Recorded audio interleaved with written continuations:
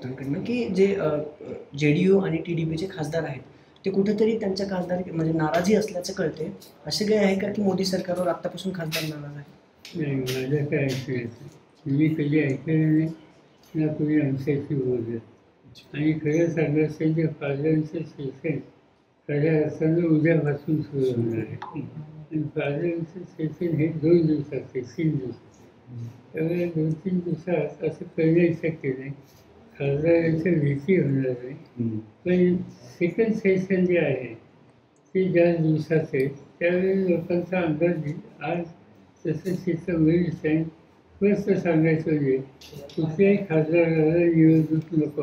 कारण आता काही गडबड झाली तरी निवडणुकीला जावं लागेल. आणि निवडणुकीला जायला तुम्हाला किती त्रास होतो पुन्हा तसा पावसात सगळं बघायला, तसं आम्हालाही काय होत असेल. त्यामुळे नको बाबा निवडणूक अशी भावना सगळ्यांची आहे. सर, तुम्ही निवडणूक नको म्हणताय पण विधानसभेची तयारी तुम्ही सुरू केली आधीच. विधानसभेची हे सरकार बदलायचं असं म्हणताय आणि प्रचंड प्रतिसाद तुम्हाला मिळताना दिसतोय. अजित पवार गटाचे काल पिंपरी चिंचवडचे शहराध्यक्ष बरेच नगरसेवक तुम्हाला येऊन भेटून गेले. तेच नाही, राज्यभरातून लोक तुमच्याकडे येत आहेत. अगदी नवी मुंबईला विधानसभेची उमेदवारी मागण्यासाठी आलेले असतील किंवा विदर्भातून लोक सकाळी तुमच्याकडे आलेले होते. या निवडणुकीनंतर लोकसभेच्या तुम्ही काय परसेप्शन बदललेलं पाहताय आणि कोण कोण लोक तुमच्याकडे नव्यानं अप्रोच होत आहे, त्यांची नव्या येणाऱ्यांसाठीची जागा तुमच्याकडे किती आहे? असं आमचं लक्ष एकच आहे.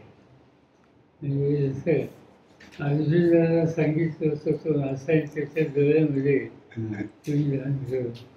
तसं आज आमच्या सगळ्यांचं लक्ष उद्याची महाराष्ट्राची विधानसभेची निवडणूक. या निवडणुकीमध्ये सामोरं जात असताना राष्ट्रवादी काँग्रेस पक्ष ज्याचा प्रमुख मी आहे, काँग्रेस पक्ष आणि तिसरं म्हणजे उद्धव ठाकरेंच्या नेतृत्वाखालच्या शिवसेना आम्ही एकत्र राहणार आहोत. मागच्या लोकसभेच्या निवडणुकीमध्ये महाराष्ट्राच्या जनतेनं आम्हाला प्रतिसाद हा चांगला दिला. तर यामध्ये जसे 3 पक्ष होते तसे डावे उजवे कम्युनिस्ट शेतकरी कामगार पक्ष हेही त्याच्यामध्ये सहभागी होते की ज्यांना आम्ही जागा देऊ शकलो नाही.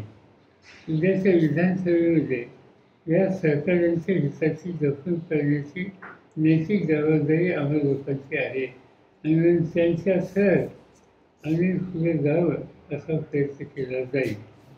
यासंबंधी महत्त्वाच्या 3 पक्षांच्यामध्ये अद्याप वाटाघाटी जागेच्या वाटपाच्या झालेल्या नाही. पण ते आम्ही लवकरच सुरू करू. जागांची वाटणी करू. जागांची वाटणी केल्यानंतर त्या पक्षाच्या वतीनं त्या जागेवरचा त्यांचा उमेदवार देखील निवड करू आणि कामाला लागू. 3 महिने हातामध्ये आहेत आणि त्यामुळे त्या 3 महिन्यात जे काही 2 संख्या प्रत्यक्ष मिळतील त्याचा पुरेपूर लाभ घ्यावा हा आम्हाला लोकांचा प्रयत्न आहे. आणि महाराष्ट्रामध्ये आज परिवर्तनाची गरज आहे आणि ती भूमिका जनतेच्या गरजेची पार पाडणं आमची जबाबदारी आहे आणि त्या दृष्टीने आम्ही कामाला लागतो. साहेब, काल राज ठाकरे असं म्हणलेत की लोकसभेच्या निवडणुकींनी सगळ्यांना जागा दाखवून दिली, जमिनीवर आणलं सगळ्यांना. माहिती नाही आम्हाला तर आमचे फार जमिनी मिळाले.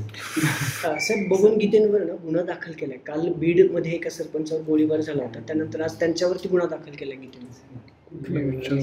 मुख्यमंत्रीच्या चेहरा ठेवून पुढे निवडणुकीमध्ये जावं असं संजय राऊत यांचं असं मत आहे.